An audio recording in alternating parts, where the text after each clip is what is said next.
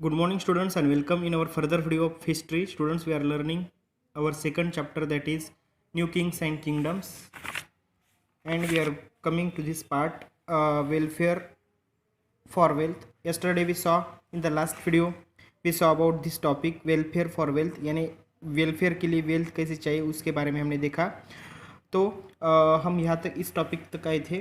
One of the best known of such rulers is Sultan. So students, what you have to do, you have to open the page number 21st. Open the page number 21st of your history book and see here. बच्चों last video में हमने देखा था कि जो भी rulers थे उन्होंने ट्राई किया डेमोन्स्ट्रेट करना there powers and resources by building large temple. जो भी रूलर्स थे उन्होंने क्या किया था, कौन से भी बिल्डिंग्स ऐसे अपनी पावर दिखाने के लिए बड़े बड़े बिल्डिंग कंस्ट्रक्ट किए, पावर कंस्ट्रक्ट की अपनी. और जब वो अटैक एक दूसरे पे अटैक भी करते थे एक दूसरे के किंगडम पे, और ऑफन चूज करते थे टारगेट टेम्पल्स को. क्यों? क्योंकि टेम्पल वह उस टाइम में टेम्पल एक्सट्रीमली वेल सोर्स था.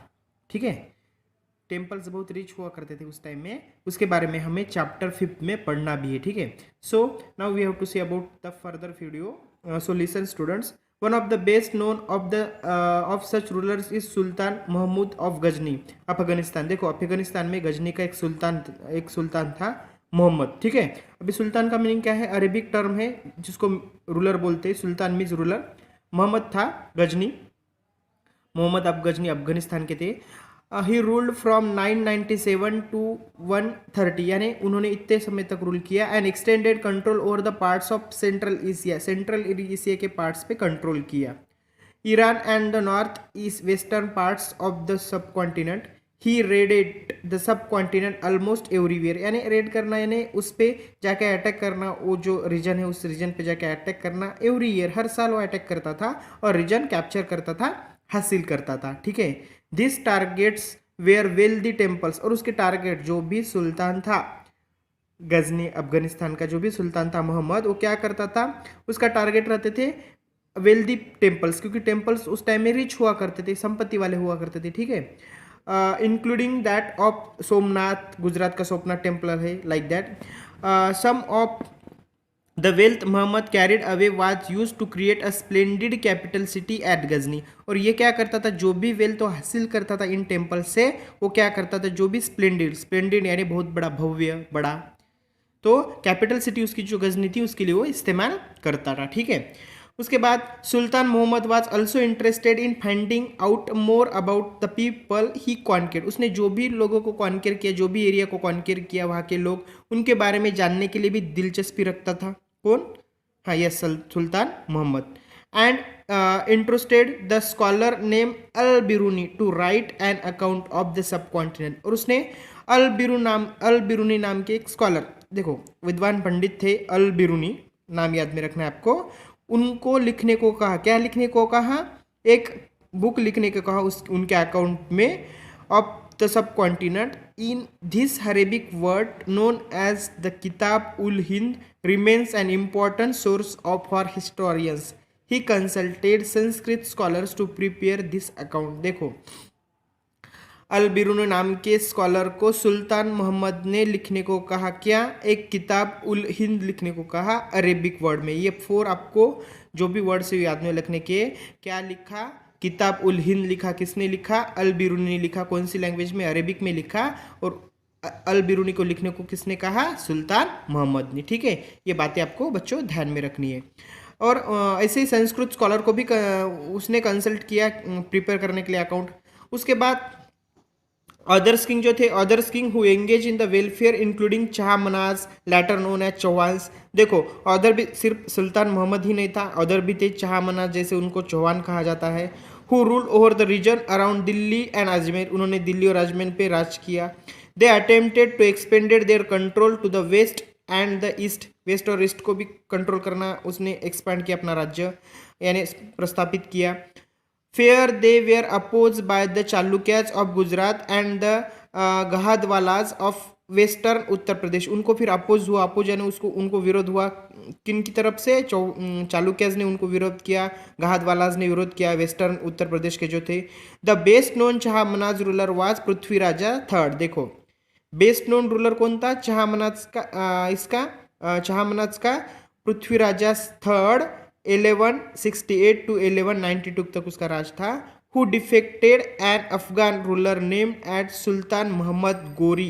देखो पृथ्वीराजा थर्ड जो था उसने डिफेक्ट किया, उसने पराजित किया किसको? अफगान रूलर्स जो भी, जिसका नाम था सुल्तान मोहम्मद गोरी। 1191 में उसने उसको कैप्चर डिफेक्ट किया, ठीक है, पराजित किया, उसका पराभव किया। But lost to him in the very next year in 1902 और 1192 में उसने लॉस्ट भी किया। इसके बाद वाला पार्ट देखो बच्चों, open the page, next page, page number 22। अब स्टूडेंट्स आगे वाली जानकारी हमें हासिल करना है, closer look the Cholas, Cholas के बारे में हमें जानकारी हासिल करना है। तो students see in this map you can see, in this map you can see here southern part को आपको चोलास दिख रहे हैं, ठीक है। तो ये चोलास का राज था, ठीक है, यहाँ पे चोलास का राज था। तो इसके बारे में हमें जानकारी हासिल करना है। आपको मैप सेकंड में यहाँ पे दिया भी है चोला किंगडम एंड इट्स नेबरिंग यानी उसके नेबर्स कौन से थे वो भी, और चोला का किंगडम भी आपको यहाँ पे दिया है, ठीक है। So now we have to start students from, क्या बताया गया आपको, फ्रॉम उराइवर टू तंजावर, क्या है, थंजावर, उराइवर टू थंजावर, उसके बारे में हमें देखना है। How did the Cholas rise to power, Cholas की पावर कैसे बढ़ गई, हम चोलाज डायनेस्टी के बारे में देख रहे हैं। A minor chiefly family known as Muttarai, देखो एक माइनर चिफली फैमिली थी, उस फैमिली का नाम क्या था, मुत्तिरायार, ठीक है, मुत्तिरायार नाम था उनका। Held power in the Kaveri delta, और कावेरी नदी जो भी कावेरी रिवर है उसके डेल्टा पे उसकी उनकी पावर थी। They were subordinate to the Pallavas, और देखो वो किनके सबॉर्डिनेट थे, यानी पल्लव के अंडर में थे, पल्लवा जो भी पल्लवा किंग्स थे उनके अंडर में ये मुत्तिरायार थे, ठीक है। मुत्तिरायार किसके अंडर में थे, पल्लवाज के अंडर में थे। पल्लवाज कहाँ थे, पल्लवा कहाँ के थे, यस कांचीपुरम के थे, ठीक है, कांचीपुरम के पल्लवास थे, उनके अंडर में ये मुत्तिरायार थे। उसके बाद Vijayalayas who belong to the ancient chiefly family to the Cholas from Uraiyur captured the delta from the Muttarayar in the middle of the 9th century. देखो 9th सेंचुरी में क्या किया, देखो विजयालया कौन थे, तंजाउर टाउन के, तंजाउर जो टाउन था वो विजयालया ने बनाया था। तो विजयालया कौन थे, विजयालया एंशियंट चिपली फैमिली थी चोलाज के, उराइवर के, और उन्होंने कैप्चर किया मुत्तरायार को मिडल 9th सेंचुरी में, मिडल 9th सेंचुरी में उसने कैप्चर किया। और he build the town of Thanjavur and a temple of goddess Nishumbha Sudini. देखो किसने किया, देखो आपको याद में रखना है, विजयालया ने किया, विजयालया जो भी किंग था उसने क्या किया, तंजावुर का एक टेम्पल बिल्ड किया, बड़ा टेम्पल था वो बिल्ड किया उसने, वो टेम्पल का निर्माण किया और वहाँ पे टेम्पल बनाया गॉडेस निशंब सुदिनी, गॉडेस निशंब सुदिनी का टेम्पल भी वहाँ बनाया, ठीक है। उसके बाद देखना है the successor of Vijayalayas conquered neighbouring regions and the kingdoms grew in size and power. देखो सक्सेसर, अभी विजयालय के बाद में उसके सक्सेसर यानी क्या बच्चों, जो बेटे पोते, यानी उनके आगे वाली जो पीढ़ी रहती, विजयालय के आगे वाली पीढ़ी वाले उसके बेटे उसके पोते, वो सब सक्सेसर से उनके, ठीक है। तो उन्होंने कॉन्कर क्या किया, विजयालय के सक्सेसर्स ने कॉन्कर क्या किया, नेबरिंग पूरा रीजन और किंगडम कैप्चर किए और अपनी साइज बढ़ा ली, अपनी साइज यानी खुद की साइज नहीं, उनके जो भी किंगडम है उनका साम्राज्य, उनकी साइज बढ़ाई, ठीक है, और पावर भी बढ़ाया। The Pandyas and the Pallava territories to the south and the north were made part of his kingdom, इसके भी पार्ट बनाए पल्लवा। यानी देखो यहाँ पे जो भी चोलास है उन्होंने ये जो तंजावुर है ये सब एरिया, उराइवर, ये सब हासिल किया था, यानी चोलास का साम्राज्य बहुत बढ़ गया था, पूरा साम्राज्य बढ़ गया था, ठीक है। उसके बाद आपको नेक्स्ट पेज पे आपको बताया गया है राजा फर्स्ट। देखो Raja first considered the most powerful Chola ruler, आपको ध्यान में रखना है, चोला का सबसे पावरफुल रूलर राजा फर्स्ट, ठीक है, इसको ध्यान में रखना है। Become king in 985 and expanded control over most of this area, उसने कंट्रोल किया सारे एरिया पे। He also reorganise the administration of the empire, उसने एम्पायर का एडमिनिस्ट्रेशन भी संभाला। अभी राजा का जो बेटा था, राजा का सन, उसका नाम था राजेंद्र फर्स्ट, राजेंद्र वन, ठीक है, राजा के लड़के का नाम Rajendra first. Continued his policies, उसके अपने पिताजी की पॉलिसी कंटिन्यू करके, and even raided the Ganga valley की तरफ अटैक करके Sri Lanka and countries of south east Asia, developing a navy for this expedition. यानी उन्होंने क्या किया, श्रीलंका यानी साउथ एशिया के पूरे पार्ट उसने कैप्चर किए। इस तरह जो भी चोलास का जो भी एम्पायर है वो पूरा कैप्चर करके रीजन उनका बढ़ाया। ठीक है, उसके बाद आपको बताया गया बच्चों splendid temples and bronze sculptures. अभी स्प्लेंडेड का मतलब क्या है, भव्य, भव्य यानी बहुत बड़े बड़े टेम्पल्स और ब्रॉन्ज के स्कल्पचर्स बनाए उन्होंने। The big temples of Thanjavur and Gangaikonda, देखो the big temple of Thanjavur and Gangaikonda Cholapuram, build by Raja and Rajendra, Raja और उनका लड़का जो राजेंद्र है, उन्होंने मिलके ये तंजावुर और गंगाईकोंडा चोलापुरम ये टेम्पल्स बनाए। Are architectural and sculptural marbles, architectural भी है, स्कल्पचरल मार्बल से बनाए वाले हैं। Chola temples often become the nuclear of settlements which grow around them. देखो Chola temple often become a nuclear का मीनिंग है केंद्र, यानी वहाँ से पूरा जो भी वहाँ की पूरा की आर्थिक हो या सामाजिक जो भी उसका कारोबार है वहाँ पे चलता है सेटलमेंट्स का, जो कि उनके अराउंड में ग्रो होते हैं।